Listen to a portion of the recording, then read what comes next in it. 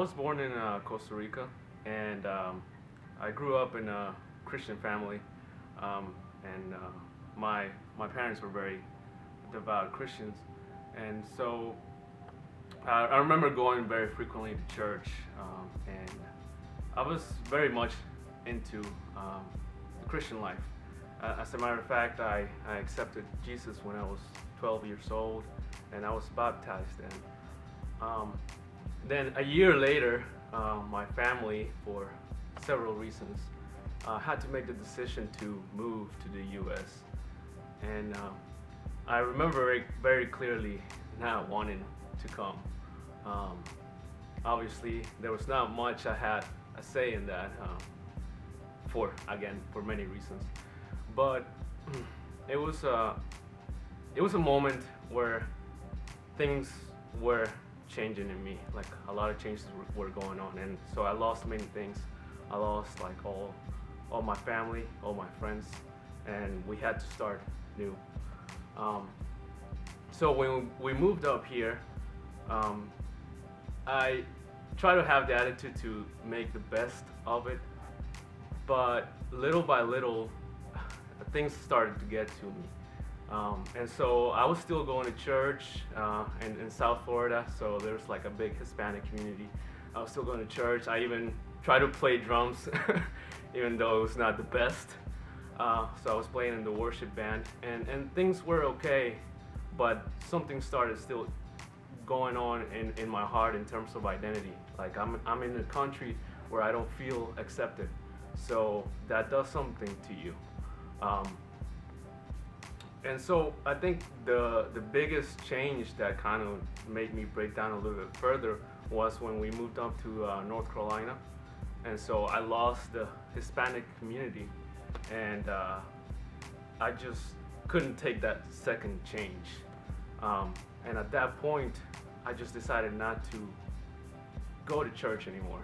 And in fact, I made the decision to not do many things. I was essentially just working.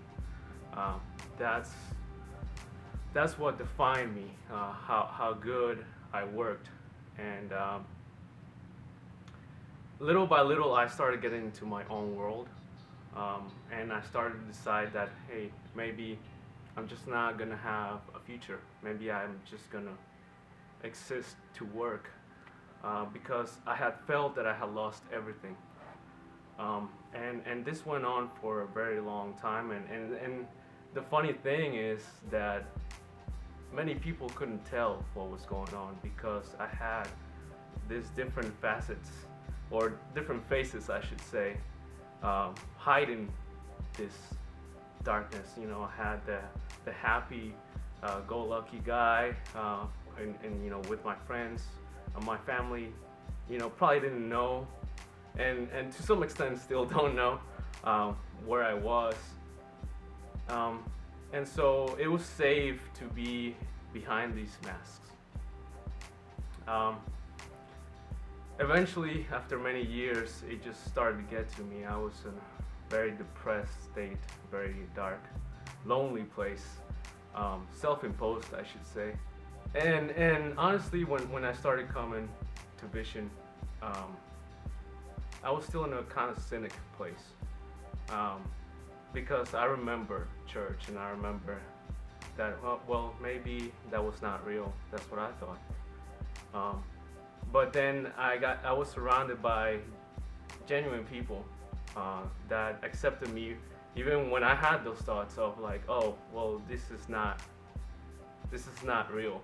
But they were accepting me regardless, and that was very comforting. That was very reassuring, because like then I could start letting go of that anger and letting go of that darkness, because I thought there was something wrong with me.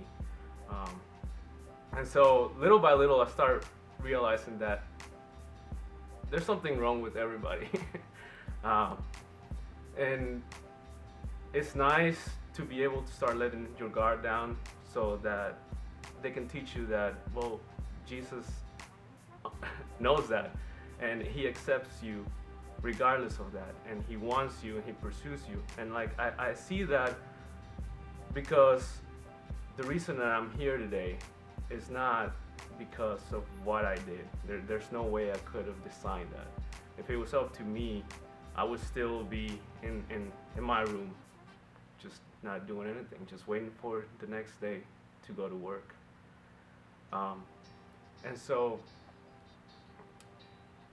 that's how I find my identity. I find my identity in him because mine, the one that I try to build, is it's not very, I wouldn't say happy, it's just not, it's very dark, it's just very hopeless. And he gives me hope. And that's what keeps me going and keeps me growing, even though I'm not. I feel like I still have a lot.